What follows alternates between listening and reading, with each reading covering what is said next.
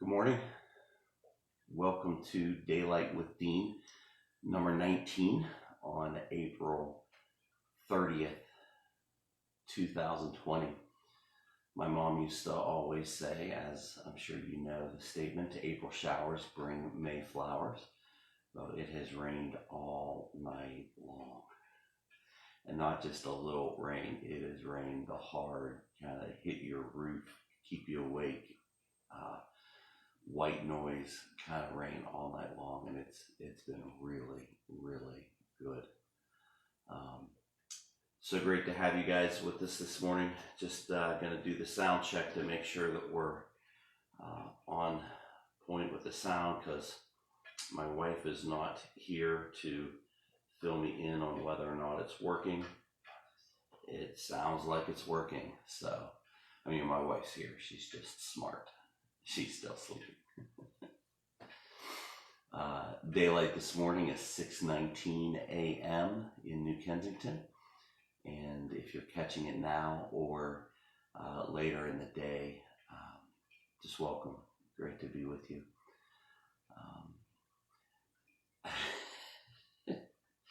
First, let me get my first cup of coffee, my first sip of coffee in the morning, and to my friends that are tired of my snowman mug, I'm sorry, I use it year round, so this is my mug.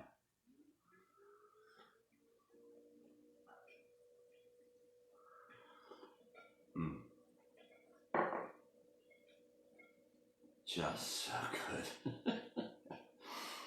That is my first sip of coffee this morning because I just got out of bed about 20 minutes ago because I had another late night last night.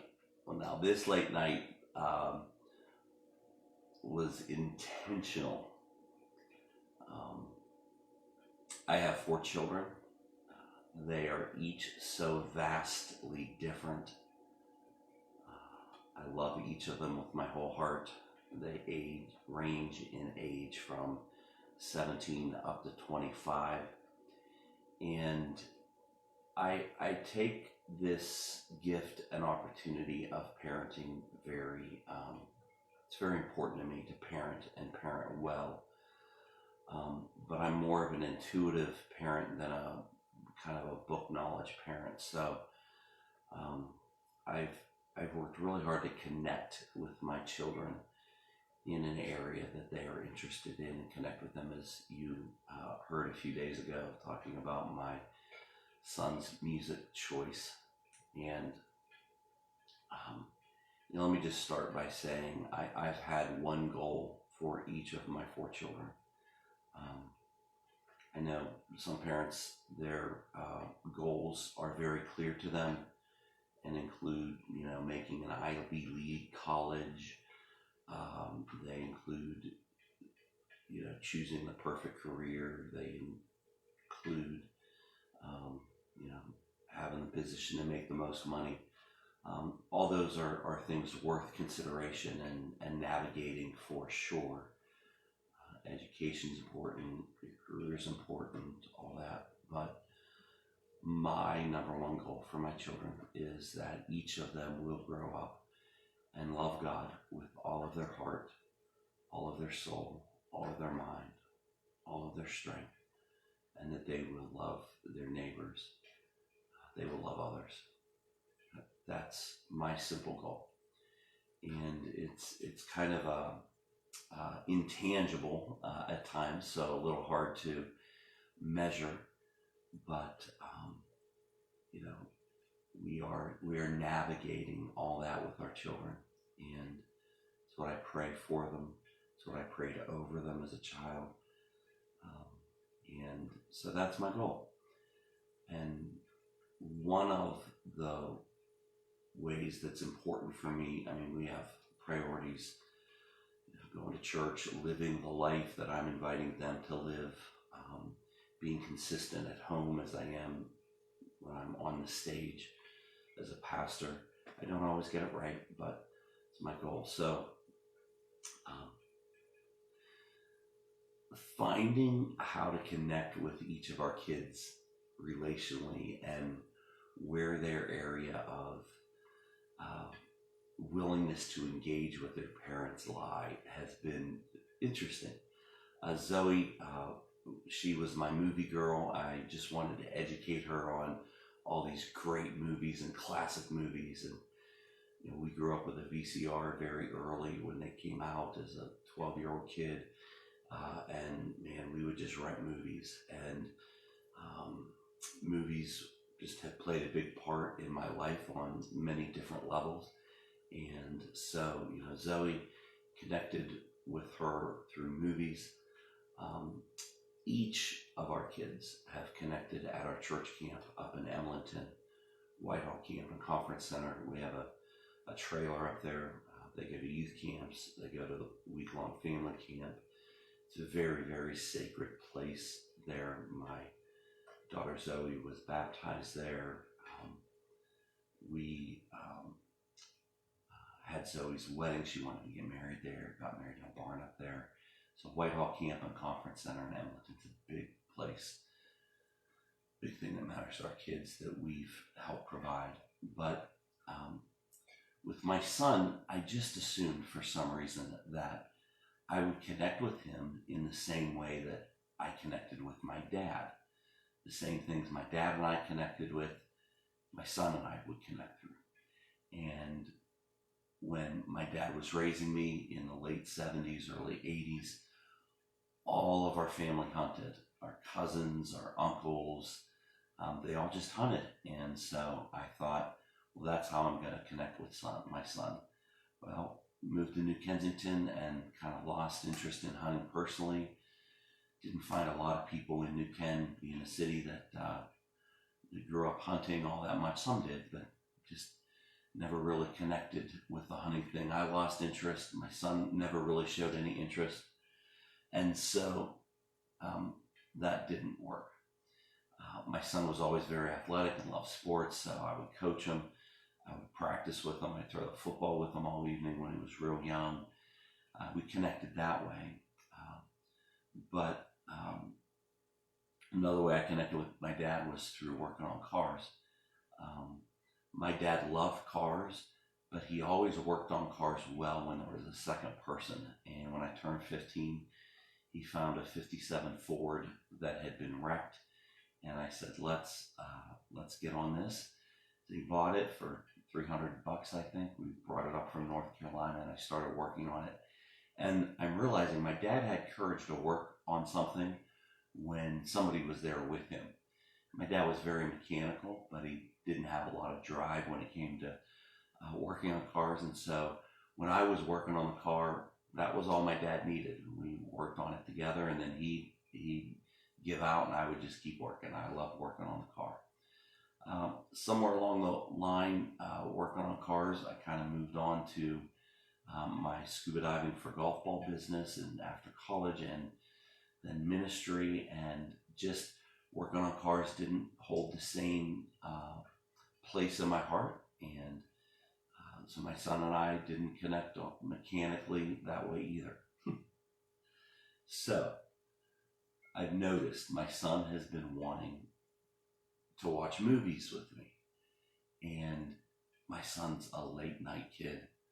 And I'm, as you know, learning to be an early morning person. So we're trying to figure that one out. But I noticed the last few weeks he's been saying, let's watch The Godfather. I've never watched The Godfather. And, I was like, man, I don't know that I'm up for a 3-hour movie. Again, showing my age.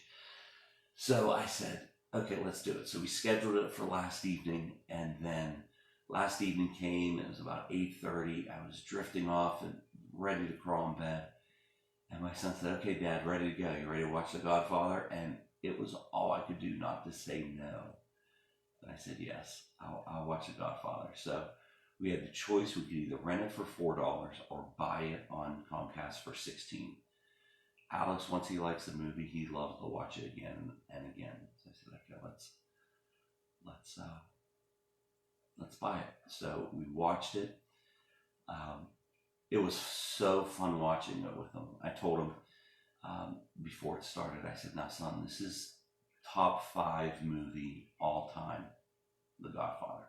I said, hands down. It's got to be in the top 5 most epic, amazing classic movies of all time. He found that at the heart. He was like fascinated that would be the reality. So we start watching the movie, and I asked him, "Do you want me to clue you in on the little subtle things that show up?" And he said, "Yeah, go ahead." And so we pause it and talk through it and explain to him what's going on. And New Kensington has a history similar to the Godfather, and it's trying to draw some connections with him that way and explain to him that the town we're in was kind of run that way as well, and just kind of walking him through all that. And he was digging it. He goes, "Dad, this movie's taken off. There's so much happened so early on. Holy wow." And so we're watching it, and what I noticed was he starts predicting what's going to happen. Like when Michael Corleone went to Italy after killing the police officer and the 2 people in the restaurant. I hope I'm not spoiling for you a 1972 movie, but when he went to Italy, Alex said, "I think something's going to happen here in Italy that's going to prepare him to come back and run his family business when his dad's ready to hang it up." And I was like, "You're spot." I didn't tell him, but he was spot on. And 3 or 4 times through the movie, he would, and I realized, like, we're connecting. Like we're finding something to connect with. When the movie ended, he's like, "Oh my gosh, that was a great movie," and he was so excited that we had bought it so he can watch it again sometime. So at 8:30, I started a 3-hour movie that we paused several times, and I crawled in bed again last night at 1 a.m. So another cup of coffee to help me finish it out. I guess what I just wanted to ask you is, are you giving attention to the different relationships in your life that are important? And are you doing your best? I'm not saying driving yourself crazy trying to figure it out, but are you doing your best trying to connect with them in an area that they are interested in and is important to them? And who knew that rap music and great movies were going to be the connecting point for my son and I? Oh, by the way, last night, Alex helped his mother make dinners. She made stromboli, and it was so good. But I'm sitting in the living room doing some work on my laptop, and yes, we got to enjoy his music by artists. It was delightful. Hey, really haven't received many updates on Pastor Lovey Scott. He's been kind of back and forth on the respirator. They've not taken him fully off. And so I want to ask you to continue your prayers for Pastor Lovey. The last report I got 2 days ago from Pastor Clinton and his heart transplant, things are going well. So continue to pray for him that his body will accept the new donated heart and not reject it. So God bless you guys. Hope you have a great Thursday, and can't wait till I get to see you tomorrow.